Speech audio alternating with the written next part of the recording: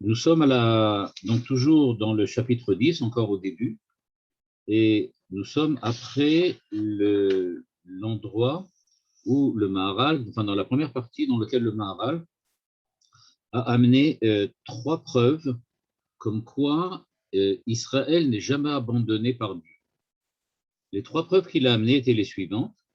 La première preuve, c'était le fait que Israël est l'intermédiaire nécessaire entre la multiplicité de la création et l'unité du Créateur. Il est le Réchit, c'est ce que le Maharal avait expliqué. C'est-à-dire que le sens et la signification de la création n'existent que parce qu'il y a un intermédiaire qui est capable d'amener le multiple du monde, c'est-à-dire les tendances différentes, les contradictions inhérentes à la création, et les amener, les ramener vers une unité qui est en fait la source divine. Et donc, ce que fait le Maharal, c'est de nous dire, Dieu qui est un, va créer un monde multiple, c'est-à-dire un monde qui, par sa nature inhérente, comme j'ai dit tout à l'heure, a une tendance à la multiplicité, c'est-à-dire à une tendance à la dispersion, mais tout cela, c'est dans l'intention que la création mérite d'être créée, c'est-à-dire qu'elle retrouve l'unité qui était celle du Créateur, qui a évidemment précédé et qui était à l'origine de la création. En gros, nous sommes dans un monde multiple, c'est-à-dire nous sommes dans un monde dans lequel aucune valeur ne semble être suffisante pour être la cause et la finalité du monde. C'est pour ça qu'il nous faut recréer, dans le langage de Manitou, l'unité des valeurs, c'est-à-dire l'unité de la dispersion, l'unité de la multiplicité, dans les termes du Maharal. Et donc, ce que fait le Maharal ici, c'est de nous dire la première preuve qui prouve, donc, on peut dire comme ça, ou la première affirmation qui prouve que Israël est nécessaire au monde, c'est le fait que le monde est multiple, que Dieu est un, et que c'est Israël qui est le véritable moteur de la réunification du monde qui est multiple. Ça, c'est la première preuve. La deuxième preuve que le Maharal amène, c'est de dire, du point de vue de l'humanité, on sait que l'humanité, pour le Maharal, est divisée en différentes nations, en différents peuples. Et donc, dit-il, il ne peut pas ne pas y avoir dans l'humanité un peuple qui représente, encore une fois, l'unité de Dieu. Tout à l'heure, on avait parlé du fait qu'Israël est l'intermédiaire. Maintenant, on parle du fait qu'il est le représentant de l'unité. Il doit nécessairement avoir parmi toutes les nations, c'est-à-dire parmi toutes les formes de valeurs possibles dans l'humanité, il doit y avoir nécessairement un peuple qui soit le représentant de l'unité des valeurs, de l'unité de la dispersion des valeurs. Mais ça au niveau du peuple, au niveau, on va dire, géopolitique. Et donc, nous dit le Maharal, puisqu'il doit nécessairement y avoir cette unité, ce représentant de l'unité à l'intérieur de l'humanité, donc nécessairement, ce représentant, c'est Israël, et donc la liaison, la relation qui existe entre Dieu un et le représentant de l'unité parmi les hommes ne peut pas être remise en question. Et donc, c'est clair que Dieu sera toujours avec Israël, en ce sens que Dieu est toujours présent pour Israël et inversement Israël pour Dieu, puisque tous les deux représentent l'unité dans l'humanité, dans l'homme. Troisièmement, pourquoi Israël est toujours rattaché à Dieu? La troisième raison, c'est du point de vue de la Avodat Hashem, le service divin. En effet, le Maharal affirme que si on regarde bien, on verra que Israël a toujours été Eved Hashem. C'est-à-dire, comme on l'avait expliqué dans le cours précédent, du point de vue de l'individualité, il se peut que tel ou tel homme ne soit pas religieux ou ne soit pas intéressé ou ne soit pas du tout concerné par le fait qu'il est juif, qu'il est une partie d'Israël et que Israël est là pour témoigner de la transcendance divine et de témoigner de la présence de Dieu. Mais ça, c'est au niveau de l'individu. Et ce que veut dire ici le Maharal, c'est qu'il n'y a pas d'autre finalité ou d'autres constituantes de la nature d'Israël que le fait d'être au service de Dieu. C'est pour ça, dit-il, qu'on ne peut pas penser à l'idée même d'une relation interrompue entre Dieu et Israël, parce que Israël sera toujours au service de Dieu. Encore une fois, Israël, globalement, le peuple, le klal, comme le Maharal le dit souvent, mais pas au niveau du prat, pas au niveau de l'individu. Donc, pour ces trois raisons, on voit donc qu'il n'est pas possible que Dieu abandonne Israël. Évidemment, ce que le Maharal veut prouver par là, c'est que la galoute, l'exil, ne peut pas être un abandon pur et simple d'Israël par Dieu, mais il s'agit en fait d'une relation d'un autre niveau, d'une autre façon, d'une autre manière. Il ne peut pas s'agir du tout d'une coupure, d'une césure entre Israël et son peuple. Et donc c'est pour cela, dit-il, que ces trois raisons nous montrent bien que Israël et Dieu seront toujours en relation. Dans la quatrième manière ou dans la quatrième preuve que le Maharal apporte, ce qu'il appelle comme preuve, il nous dit la chose suivante: min etzem briatam shel Israël. C'est-à-dire, maintenant, il aborde le problème de la nature et l'essence même d'Israël. Bon, c'est un passage très compliqué, parce que dans ce passage, il va essayer de nous montrer que la nature d'Israël, c'est-à-dire, on peut dire, ce qui fait qu'Israël est Israël, c'est précisément le fait qu'il est en relation avec le Créateur. Et pour ça, le Maharal va faire appel à des notions de philosophie et des notions de métaphysique aristotélicienne, notamment telles qu'on peut les trouver dans le Rambam et ensuite dans les successeurs du Rambam. Et c'est pour ça que c'est un passage un petit peu compliqué, parce que le Maharal utilise donc des termes très techniques de la pensée aristotélicienne, de la pensée scolastique. Et donc, quand on va maintenant lire le texte, on va devoir faire attention et replacer évidemment les termes qu'utilise le Maharal dans leur contexte scolastique ou dans leur contexte du Moyen-Âge et du début de la Renaissance, qui sont effectivement les périodes qui sont proches du Maharal. Donc, je vais lire le texte simplement au début. C'est pas très long, hein, c'est un tout petit paragraphe, mais c'est pour qu'on ait une idée globale de là où on va, pardon. Ensuite, je vais le présenter, je vais faire une espèce d'introduction pour comprendre quel est l'espace et la dimension dans lequel se situent les termes et les sous-entendus du Maharal. Et enfin, on reviendra sur le texte même pour l'expliciter à partir de cette espèce de nomenclature que je vais essayer d'introduire dans la première partie. Donc, on va juste lire le texte pour le moment. Un texte qui, en lui-même, n'est pas compliqué. Ce qui est compliqué, c'est qu'il utilise des termes qui sont très précis et particuliers. Voilà ce qu'il nous dit. Od tavin ze, min etzem briatam shel Israël, shemitzad atzmam yesh lahem ma'ala elokit. Quand le Maharal dit mitzad atzman, c'est-à-dire que d'elles-mêmes, en elles-mêmes, elles ont une ma'ala elokit, un degré, on peut dire ça, un degré, une valeur, une signification divine, ve'en bitul el hadavar ze. Donc, chez mitzad atzmam, le Maharal veut dire mitzad atzmiutam, de leur nature dans le sens de l'essence, la substance, mitzad atzmam. Yesh lilmod mize, pardon, yesh lilmod davar ze, midivrei chachamim asher hodiu lo navin dvarim chochmatam. Donc, on doit prendre ça des chachamim qui disent atem kruyim adam, velo umot haolam kruyim adam. Vous êtes appelé Adam, l'homme, mais les nations ne sont pas appelées Adam, homme. Bon, là, on a évidemment tout de suite une levée de bouclier. Qu'est-ce que c'est? C'est du racisme, etc. C'est pas aussi simple que ça. On va le voir tout de suite.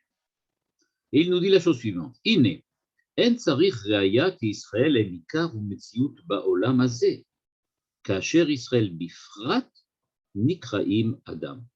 La phrase vient tout de suite, on va dire, corriger l'impression qu'on aurait pu avoir chez les Chachamim, qui considèrent, en fait, on va dire comme ça, qui semble-t-il, expose Israël à une espèce de critique raciste en disant vous êtes des racistes, vous vous considérez comme les hommes, les autres comme des animaux. C'est pas ça du tout, dit le Maharal. Ce qu'on veut dire ici, il dit il n'est pas besoin d'apporter une preuve qu'Israël est Ikar Ametziut Ba'olam Hazeh.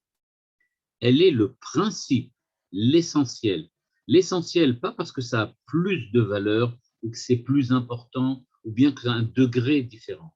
Ce qu'on veut dire ici, c'est Ikar Ametziut, quelle est l'essence même de la Metziut, de la réalité, du monde.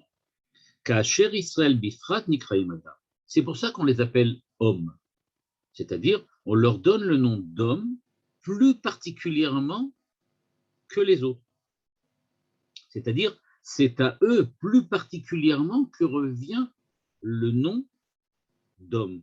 C'est-à-dire que la valeur, la signification, l'être de l'humanité s'applique plus particulièrement à Israël qu'aux autres auxquels on applique ce terme.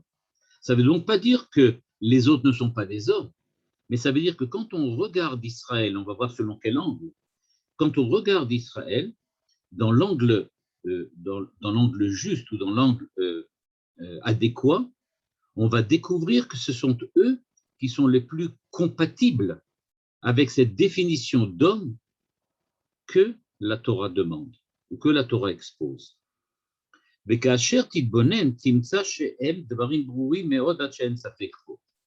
Pourquoi? Vezé, כאשר תראה בבריאה שנברא אדם אחרון לכל הנבראים. À partir du moment où le Maharal expose cette phrase-là, explicite cette phrase en disant « Et tu vois bien que l'homme est celui qui a été créé à la fin de la création, c'est-à-dire en terminaison des autres créatures, il est bien clair qu'on ne parle pas des Juifs, on parle des hommes en tant qu'hommes, de l'homme en tant qu'homme. Et ce que veut dire ici le Maharal, donc, il dit « Regarde, quelle est l'importance, quelle est la nature, quelle est l'essence de l'humanité, et essaye de trouver qui dans le monde se rapproche le plus de la réalisation de cette essence de l'humanité qui jusqu'à présent a été réalisée à des degrés plus ou moins grands, à des niveaux plus ou moins élevés, mais qui en fin de compte n'a été vraiment réalisée de manière on va dire peut-être la plus performante ou la plus convaincante que par Israël. Et donc il y regarde. La première chose, c'est que l'homme, donc l'homme en tant qu'homme, pas spécialement Israël, pas spécialement les Juifs, mais l'homme en tant qu'homme a été la dernière des créatures. C'est clair, ça ne peut pas être par mégarde. Dieu a véritablement planifié la création, et dans cette planification de la création, il est bien clair que le fait que l'homme soit intervenu à la fin a une valeur, un sens, une signification. C'est justement la nature, l'essence de l'homme, l'essence de l'humanité qui intercède en la faveur d'une terminaison de la création. Et donc c'est pour cela qu'on va retrouver cette espèce de simplicité de la nature de l'homme à la fin de la création. L'homme est enfin arrivé, réalisé, distingué par sa nature en fin de création, parce que c'est précisément ce que sa nature recèle. C'est-à-dire,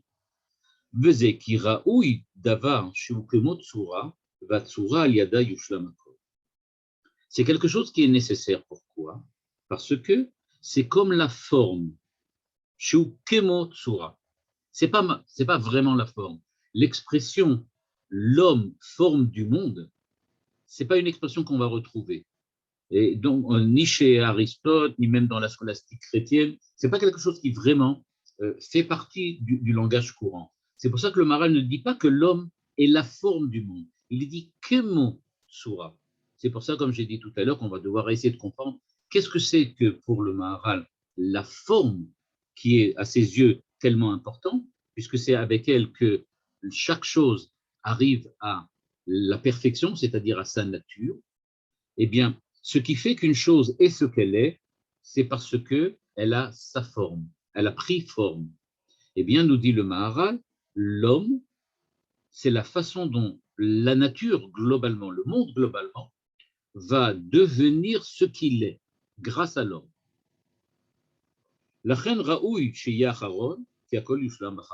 C'est pour ça donc que l'homme a été créé en fin de création, parce qu'effectivement, ce qui intervient à la fin, ce n'est pas la matière, c'est la forme.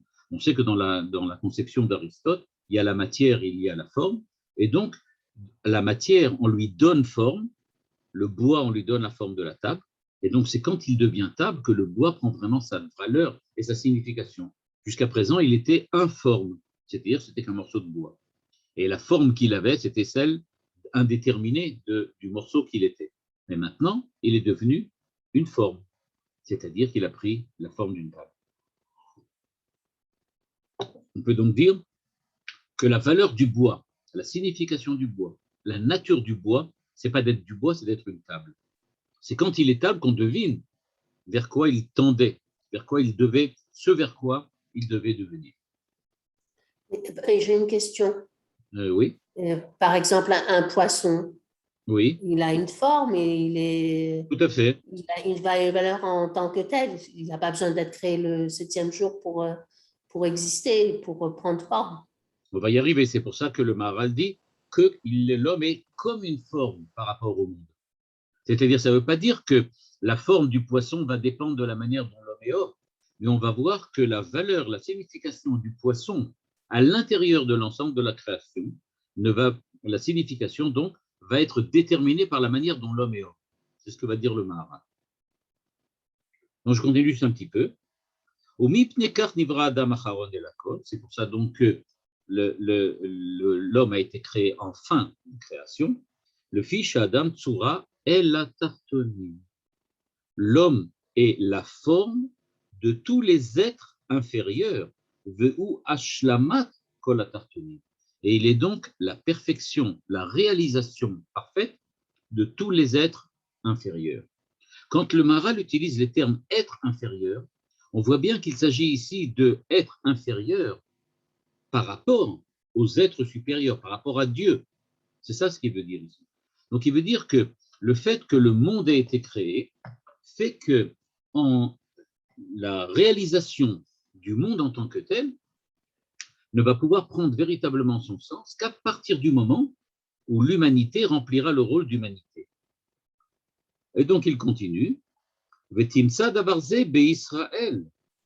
C'est justement cela que tu retrouves dans Israël. Adam, c'est pourquoi, chez Gamem Nivreu Bacharona, eux aussi en tant que peuple sont arrivés, ont existé qu'en fin de compte, qu'en fin de création. Et donc ils ont Sgulat Adam, la spécificité de l'homme par rapport aux autres créatures, qui fait que, si on peut parler d'une certaine manière, l'homme est la forme du monde et Israël est comme la forme des hommes. C'est-à-dire, on va essayer de définir ça de cette manière-là, ce qui est la réalisation parfaite de la nature, c'est quand l'homme est créé. Et ce qui est la réalisation parfaite de l'homme, c'est quand Israël est créé.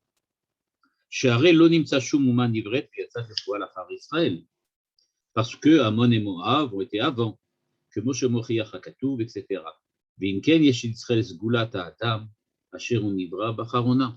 Donc, quand on dit qu'Israël est Adam, ça veut simplement dire, dit le Maharal, que Israël a été créé en fin de création, c'est-à-dire en tant que finalité de la création. Et donc, c'est cette finalité-là qui donne à Israël sa valeur particulière.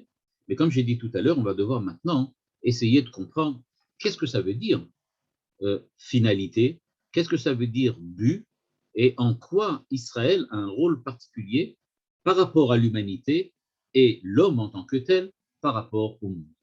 Mais tout ça tourne autour, en fait, d'un terme, la forme. C'est-à-dire, on voit donc que l'homme est la forme du monde. Et on va essayer de comprendre un petit peu qu'est-ce que c'est que ce terme technique que le Maharal utilise, à savoir qu'est-ce que c'est que la forme de quelque chose. Je sais que c'est un petit peu technique, un petit peu lourd, mais on n'a pas le choix. C'est les termes que le Maharal utilise, et c'est parce que le Maharal, en fait, ça vient à la suite du monde médiéval, et il faut savoir que la philosophie médiévale a été étudiée même à l'époque de la Renaissance, bien évidemment, et même durant la Renaissance. Et donc, on ne peut pas dire que par exemple, pardon, je vais entrer, voilà.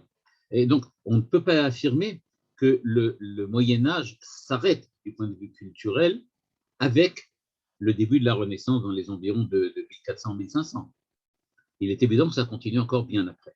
Et donc, le Maharal, qui lui est donc beaucoup plus tard, jusqu'en 1540, à peu près 1500, 1540, entre 1510, 20 et 1600, à peu près, quelque chose comme ça.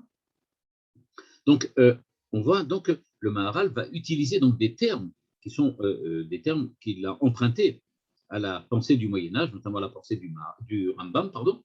Et donc, on va essayer donc de comprendre la manière dont il les utilise, et ça va nous permettre de comprendre qu'est-ce que c'est que le rôle d'Israël et pourquoi Israël est en fait lié avec Dieu, en relation avec Dieu, parce que, en tant que l'homme de l'homme, il ne peut pas ne pas être lié avec Dieu, puisque c'est justement ce que le Maharal va nous expliquer, être la nature profonde de l'humanité d'Israël parmi l'humanité des hommes en général. Donc, on va essayer donc maintenant de comprendre de quoi il s'agit. Alors d'abord, il faut comprendre quelque chose de très important, pardon, quelque chose qui peut nous surprendre peut-être un petit peu, parce que nous ne sommes pas habitués à regarder, on va dire comme ça, les choses de cette façon-là. Et d'abord, il y a ce qu'on appelle dans la pensée du Rambam et dans la pensée du Maharal, il y a toujours chaque être, chaque substance peut se décomposer en deux parties. Encore une fois, deux parties qui sont des parties qui ne sont pas nécessairement réelles, mais qui sont en tout cas des parties que, du point de vue de l'esprit de l'homme, on peut définir à l'intérieur de chaque chose. C'est ce qu'on appelle la matière et la forme. Quand on parle de matière et de forme, on parle ici du fait que chaque chose a une assise dans le monde du réel, mais il a aussi une fonction, une dynamique intérieure. Cette dynamique intérieure, cette fonction, cette fonctionnalité, c'est ce qu'on appelle l'âme de la chose ou la forme de la chose. C'est-à-dire donc que chaque chose, comme je disais tout à l'heure, une table, un poisson, peu importe, a donc une matière, c'est-à-dire qu'il est formé à partir d'un certain nombre d'éléments naturels, mais ces éléments naturels ne sont pas en tant que tels la chose elle-même. Quand on parle de la chose elle-même, on parle donc de quelque chose qui a subi une certaine évolution et qui a rassemblé, unifié cette corporéité de la chose pour lui donner un certain sens et une certaine signification. C'est ce qu'on appelle la forme. Quand je vois le bois réuni et qui devient table, alors je peux dire maintenant que la forme du bois, c'est la table, c'est-à-dire qu'elle a permis de donner une signification autre que simplement la présence brute du bois pour la transformer en quelque chose qui a un sens, une signification et qui devient donc, on peut le dire d'une certaine façon, un être qui est donc pour la Torah créé. Donc le fait d'être créé, c'est-à-dire de ne pas être seulement une certaine quantité de matière, on va dire de cette manière-là, ou un certain nombre, je sais pas moi, d'Avogadro d'atomes, c'est pas ça du tout. Le fait d'avoir mis des atomes ensemble, c'est pas ça qui est important. C'est la structure intérieure, intime de chaque chose, c'est-à-dire ce qu'on appelle dans le langage médiéval la forme, qui fait que les choses ne sont pas simplement un poids, c'est tout, un poids, une masse matérielle, mais qu'ils sont une chose, quelque chose de particulier, un individu, une table, un poisson. Ce poisson-là qui est devant moi et pas autre chose. Si je pouvais imaginer, parce que ça serait difficile, une matière qui serait complètement informe, c'est-à-dire une matière qui serait complètement brute, eh bien, elle n'aurait pas de forme, elle n'aurait pas non plus d'individualité. Elle ne serait rien, ça serait de la matière. À partir du moment où on parle d'une certaine créature, d'un certain être, alors on va parler de forme, ce qui lui donne son individualité. Bon, j'espère que ça, c'est déjà clair pour comprendre l'importance de ce que ça représente aux yeux du Maharal et aux yeux de la pensée médiévale, à savoir qu'il y a toujours dans chaque chose ce qui fait ce qu'elle est en tant qu'individu et le fait qu'elle participe à l'ensemble de la nature. Il y a le bois globalement, il y a du bois, c'est la matière, mais il y a une table, il y a une chaise, il y a, je ne sais pas moi, il y a un toit. Donc ça, c'est une forme. C'est la forme qui est venue donner une signification individuelle à la matérialité du bois. Et le bois en tant que tel, c'est rien. C'est quelque chose d'informe, c'est-à-dire quelque chose qui ne représente rien, qui n'a rien d'individuel, qui n'a rien de particulier. Il est simplement bois, ou eau, ou je ne sais pas moi, ou terre. On peut dire ça comme ça. Ok, alors maintenant on va avancer un petit peu. Qu'est-ce qu'un homme alors à ce moment-là? Dans l'esprit du Maharal, mais pas seulement dans l'esprit du Maharal. Quand on parle d'un homme, évidemment, on va parler de 80 kilos ou presque, quoi, de matière, mais ce n'est pas ça qui fait l'homme. Ce qui fait l'homme, c'est que c'est un individu, c'est-à-dire qu'il a une forme. Et le problème, c'est justement de comprendre les relations particulières qui vont au niveau de l'homme exister entre le fait qu'il est formé avec de la matière, qu'il a quelque chose, et le fait qu'il y a aussi une forme. Alors, qu'est-ce que c'est que cette forme au niveau de l'homme? Au niveau de l'homme, cette forme, c'est ce qu'on appelle l'âme humaine. Quand on parle de l'âme humaine, on veut dire de cette façon suivante. Il y a en l'homme des fonctions vitales.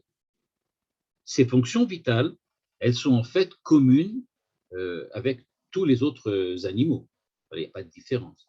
C'est-à-dire, on a les 5 sens, on a un système, je sais pas moi, on a un système sanguin, on a je sais pas, le système nerveux, on a je sais pas, tout ce qui correspond à la fonctionnalité du corps. Ces fonctions organiques, en fait, sont toutes liées. Et donc, si je parle de ce qui lie toutes ces fonctions organiques, alors on peut considérer qu'il y a l'âme qui est la forme du corps, en ce sens qu'elle organise et qu'elle permet de dynamiser okay, le corps, c'est-à-dire la matière. Et donc, de ce point de vue-là, on peut donc dire que l'âme est dans la matière. C'est-à-dire, elle est véritablement imprégnée, elle est véritablement insérée à l'intérieur de la matière, elle lui est peut-être même inféodée, c'est-à-dire que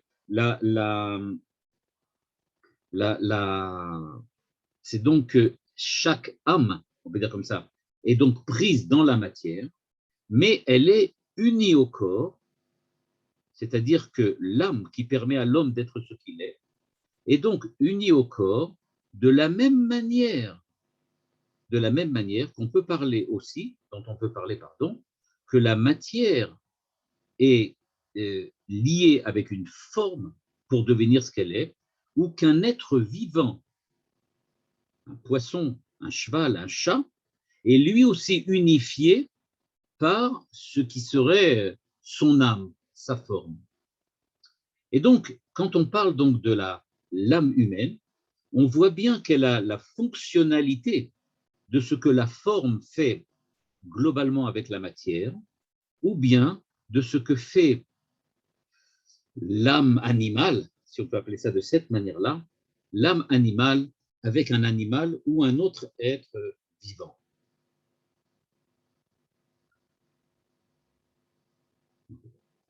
La forme en question, donc, quand on la regarde, c'est ce qu'on appelle donc l'âme de l'homme.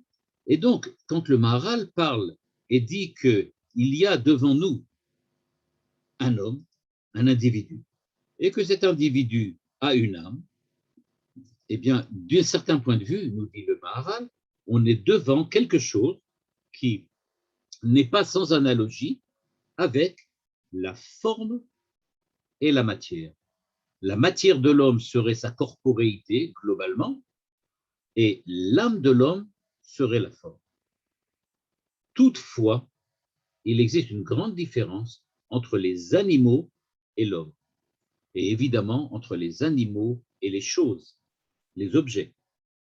Parce qu'on peut parler d'une forme de table qui vient imprégner la matière bois, on peut parler de l'âme d'un poisson qui vient donner la forme de poisson à un poisson, mais avec l'homme, il y a quelque chose de différent qui va intervenir et qui, pour le Maharal, ne peut pas être considéré exactement comme une forme.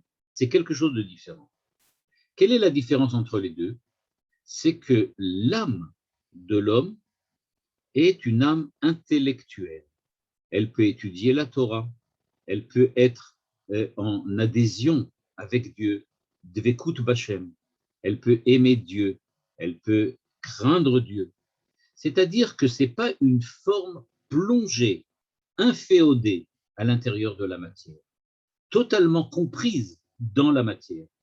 D'un certain point de vue, extrêmement important, on peut dire que l'âme humaine est d'une certaine façon affranchie du corps parce que justement, elle a une perfection naturelle. Cette perfection naturelle, c'est celle qu'on découvre en voyant les capacités intellectuelles de l'homme, les capacités métaphysiques de l'homme, qui montrent bien que si l'homme a la possibilité d'être en contact avec Dieu, d'être en contact avec le monde métaphysique, le monde que la théologie décrit quand elle essaye de montrer ce que c'est que la émouna de l'homme, eh bien, quand on voit cette capacité que l'âme humaine a d'être en relation directe avec le Créateur, on devine bien qu'elle n'est pas une forme simplement au sens où la forme de la table crée une table à partir du bois ou que la forme vitale poissonneuse crée un poisson à partir de la matière du poisson. C'est pour ça donc, dit le Maharal, que rien n'empêche qu'il y ait dans l'âme humaine une faculté qui ne soit pas directement liée avec un organe corporel, ce qui n'existe pas chez les animaux et évidemment ce qui n'existe pas chez les choses. Et donc, on peut dire d'une certaine façon, tout ce qui fait qu'une table est une table à partir du bois qui est devant nous, c'est précisément le fait que la tabliure, je ne sais pas comment on peut appeler ça, le fait d'être une table, la nature table est entièrement prise dans la matière du bois. Il n'y a rien de ce qui fait que la table est table qui n'est pas en relation directe, complète avec le bois. De la même façon, l'âme, on va l'appeler comme ça, du poisson, n'est pas autre chose que ce qui est lié avec toutes les fibres du poisson du point de vue de sa corporéité. Le poisson est poisson dans son corps et tout ce qui fait l'âme du poisson est lié à quelque chose du corps du poisson, dirait le Maharal. Et donc, quand on regarde l'âme du poisson, elle est complètement adéquate dans sa nature avec la réalité même de la matière du poisson. Il n'y a pas plus dans l'âme qu'il y a dans le corps du poisson. Il n'y a pas plus dans le cheval, dans l'âme du cheval, que ce qu'il y a dans le corps du cheval. Pour le Maharal, l'âme des animaux, l'âme des êtres vivants, est en fait en relation directe avec toute la corporéité de l'animal. De la même manière que l'âme de la table, c'est-à-dire sa tablité, elle est liée avec le bois dans toute sa forme et dans toute sa nature. Et donc, on peut dire d'un certain point de vue, l'âme est dans le corps en ce sens qu'elle est capable de faire fonctionner, de donner une dynamique intime, de faire évoluer dans son intimité le corps humain. Donc, elle est dans son essence forme du corps, mais elle est aussi plus qu'une forme de corps. Elle dépasse le fait qu'elle ait une forme dans le sens de la table ou dans le sens du poisson. Parce qu'elle a cette capacité de Kedusha que non pas ni l'âme du poisson, ni la réalité tabulaire de la table. Et donc, quand on voit cette définition que nous donne le Maharal, on est donc obligé d'admettre qu'effectivement, il y a quelque chose dans la réalité qu'il nous décrit qui est effectivement différent entre ce qu'on appelle la forme, et c'est pour ça qu'il explique, il est que mon soura.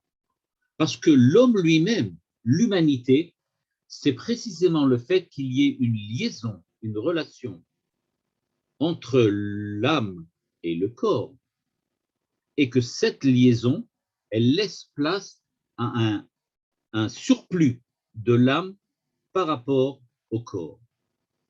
Si je voulais le dire peut-être d'une autre manière, peut-être maintenant, on pourrait dire ça de cette façon-là. L'âme, c'est la forme d'un corps organisé. Ce corps, il a la vie en puissance, mais il n'est pas encore homme tant que l'âme n'y est pas arrivée. C'est-à-dire, quand je regarde le corps de l'homme, malheureusement, par exemple, le cadavre de quelqu'un, alors je vois bien que ce qui est devant moi, c'est quelque chose qui pourrait être un homme, mais ce n'est pas un homme. Parce que quand il sera un homme, ce n'est pas par la forme physique qu'il a, par le visage qui malheureusement maintenant est éteint, mais c'est le fait qu'il lui manque l'âme, c'est-à-dire la vie, ce qui fait qu'elle est organisée en tant qu'un homme, en tant qu'un individu, en tant qu'un quelqu'un qui a des capacités métaphysiques, des capacités religieuses, c'est-à-dire des capacités hors de la corporéité, qui n'ont aucun rapport avec un certain élément du corps, ni avec une certaine composante corporelle. Et donc, cette organisation du corps, elle dépasse la corporéité. L'homme dépasse son corps. Et donc, puisque l'homme dépasse son corps parce qu'il est homme, on voit bien pourquoi, quand on va parler d'Israël, on va pouvoir dire aussi qu'il y a une certaine humanité de l'homme. C'est-à-dire qu'il est celui qui arrive à réaliser ce surplus de l'âme par rapport au corps, surplus qui n'est pas du tout au niveau de la vie biologique, mais qui se passe au niveau de la vie des valeurs, de la vie métaphysique ou de la vie religieuse ou de la vie philosophique, etc., etc. Donc, pour en revenir, l'âme de l'homme en tant que telle, c'est donc la forme du corps organisé. On est d'accord. Mais ce n'est pas du tout une forme matérielle, c'est-à-dire l'air, le feu, l'eau, etc. Le bois, la pierre, ces trucs-là. Là, quand on parle de la forme d'un objet ou la forme d'une chose, on parle donc d'une certaine nature, mais ce n'est pas une âme. On peut dire que c'est une forme dynamique. Le poisson bouge, c'est vrai, mais il n'a pas d'âme. Pourquoi? Parce qu'il n'y aura jamais plus dans l'âme du poisson que ce qui fait que le poisson est son corps de poisson. Tout ce que fait l'âme, c'est de donner la vie, le dynamisme à l'intérieur du corps, mais il ne donne pas plus que ce que le corps a besoin. Le corps demande à vivre, il demande la vie, comme dit Aristote, il demande la vie en puissance, c'est-à-dire qu'il est prêt à recevoir la vie. Et donc le corps du poisson attend qu'il y ait une âme de poisson.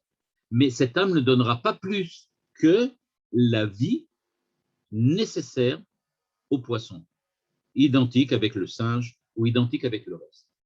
Et donc, nous dit le Maharal, il faut bien faire attention.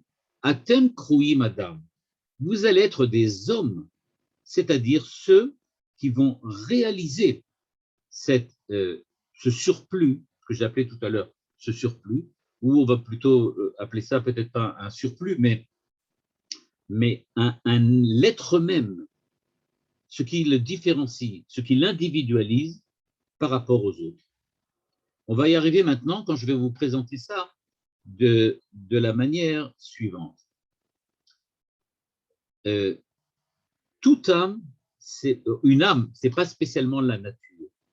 Mais ce qu'il faut savoir, c'est que la faculté d'intelligence, la faculté de passion, la faculté intellectuelle, la faculté religieuse, métaphysique, etc., qui est en l'homme, n'est pas fonction d'un organe particulier, ni même du corps dans sa globalité. C'est quelque chose de rajouté. C'est-à-dire aux yeux du Maharal et aux yeux de tous les penseurs médiévaux, et on est nécessairement, on va devoir accepter l'idée que l'âme est dans une certaine mesure séparée du corps. Elle n'est pas vraiment dans le corps, elle est en dehors du corps. Et donc, si je parlais de surplus tout à l'heure, on peut peut-être maintenant dire séparation, dans le sens qu'il avait au Moyen-Âge, rigoureux, séparé, c'est-à-dire au-delà du corps, transcendante au corps, transcendante à la nature corporelle. Et donc, l'âme ne peut pas être dans le corps parce qu'elle apporte des fonctions qui n'ont aucun rapport avec le corps. Pour être un corps humain qui fonctionne, un singe marche aussi. Mais quand on est un homme, c'est autre chose. Ce n'est pas un singe, c'est autre chose. Et cette autre chose-là, alors effectivement, on peut admettre avec la théorie de l'évolution que le corps humain, quand il arrive à sa perfection, ça devient un primate, ça devient un singe. C'est-à-dire quelque chose qui fait que toutes les fonctionnalités du corps vont pouvoir effectivement effectuer et remplir leur rôle. Par contre, quand on parle d'un homme, c'est qu'on parle de quelque chose qui dépasse les fonctionnalités du corps. C'est-à-dire, on parle de sa capacité à être transcendant par rapport au corps. D'où l'idée suivante. Aux yeux du Maharal, on peut comprendre maintenant, d'après le Maharal, on peut comprendre maintenant quelque chose de très important. Ce qui fait, à l'inverse des choses, des objets, et à l'inverse des animaux, que je suis l'individu que je suis, c'est pas la matière qui est en moi qui va le définir. Je ne suis pas défini par la matière, alors que l'ensemble des créatures sont toutes définies dans leur individuation par la matière. Pourquoi ce cheval est-il différent de l'autre cheval? Parce que du point de vue de la matière du premier est différente du second. C'est ce qui fait qu'il est un individu cheval différent. De la même manière pour tous les êtres vivants et de la même manière pour tous les objets. Chaque objet est ce qu'il est individuellement, différemment, parce qu'il est formé à partir d'une certaine matière. Et ça, c'est vrai pour tout. Donc, toutes les substances matérielles qui ont donc une forme, eh bien, cette forme-là est incapable de se réaliser en dehors d'une matière. C'est pour ça que cette matière-là, précisément, elle est, aux yeux du Maharal, de Aristote, du Rambam, cette matière-là, elle est ce qui fait que c'est un individu. On a pris une certaine quantité de matière, et puis on a dit, voilà, c'est ça qui forme les individus. Ça, c'est vrai pour les corps bruts, pour les êtres vivants, les végétaux, les animaux, mais ce n'est pas vrai pour l'homme. Et donc, les individus hommes ne sont pas créés à partir de leur matière différente, mais précisément à partir de la forme, dont on voit bien qu'elle n'est plus exactement une forme telle qu'on en a parlé jusqu'à maintenant, mais à partir de la forme qui les crée. En gros, si je voulais maintenant dire quelle est la différence entre un homme et un animal, à thème Crouy, madame, vous êtes des hommes, c'est par l'aspect spirituel que l'homme est défini en tant qu'homme, et pas par l'aspect, j'aurais pu dire, dynamique, intime, organisation vitale de son corps. Et donc, l'individualité de chacun d'entre nous c'est ce qu'on appelle l'âme, c'est-à-dire ce qui est précisément, ce qui est séparé, ce qui est en surplus de la vie matérielle et vitale. Quand aujourd'hui quelqu'un vient et nous dit « Ah, pour moi, l'homme, c'est qu'une grande machine biologique », c'est vrai pour le singe aussi. Mais la différence entre le singe et l'homme, c'est précisément que l'homme a une conscience individuelle. Il est un individu particulier. Et ce qui fait que l'homme est un individu particulier, ce n'est pas du tout ses capacités à gérer de manière probante son corps, mais c'est précisément la manière dont il va exprimer ce surcorps, on dirait le surmoi peut-être dans le langage de Freud, de sa corporéité. C'est pour ça, dit par exemple le Maharal, que quand on va regarder les malachim, Dieu, je ne sais pas moi, ce qui est véritablement en acte tout le temps, il va très souvent le Maharal utilise ce terme, quelque chose qui est befoal tamid, qui est tout le temps en acte, Dieu tout le temps en acte, etc. C'est-à-dire tout ce qui est exempt de matière, tout ce qui n'est pas un être matériel, ça n'en reste pas moins un individu. Parce que la forme particulière de ces êtres particuliers que sont les anges, les hommes, Dieu, etc., eh bien c'est précisément le fait qu'ils sont définis dans leur individualité par leur forme, c'est-à-dire par leur âme. Et donc ce qui distingue un ange d'un autre, un homme d'un autre, c'est pas du tout donc qu'il a telle ou telle matière, mais c'est au contraire qu'il a telle ou telle spiritualité, telle ou telle valeur spirituelle. Et donc, on peut dire de cette façon-là, et c'est ça que je vais conclure pour le moment, bien que je n'ai pas terminé le truc, on continuera la prochaine fois.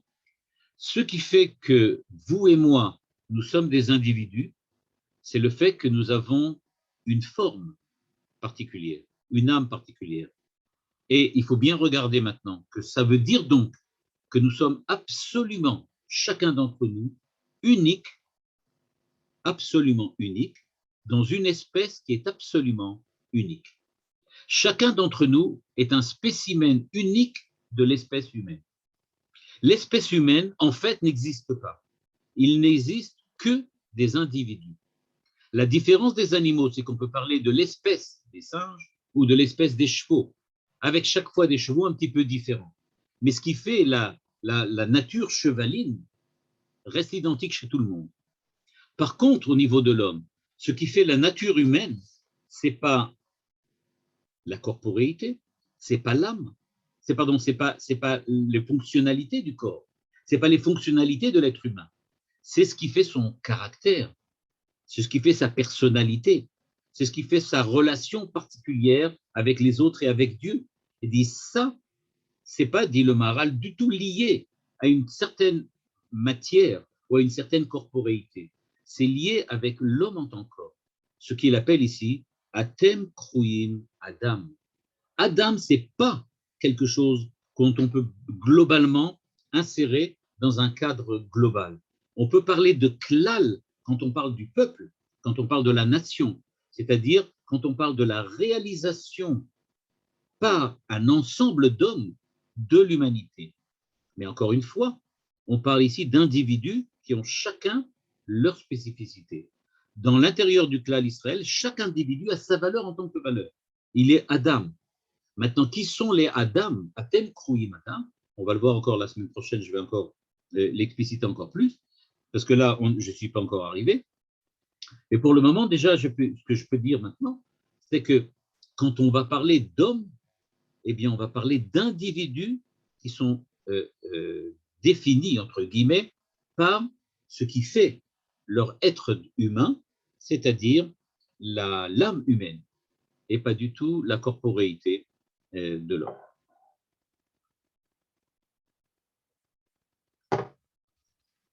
Bon, à cause du temps, je vais m'arrêter là, mais Bezrat Hashem, la prochaine fois, je vais continuer, et je vais donc montrer en quoi maintenant Israël, à l'intérieur de l'humanité, a précisément un rôle particulier de Aten Kruim Adam.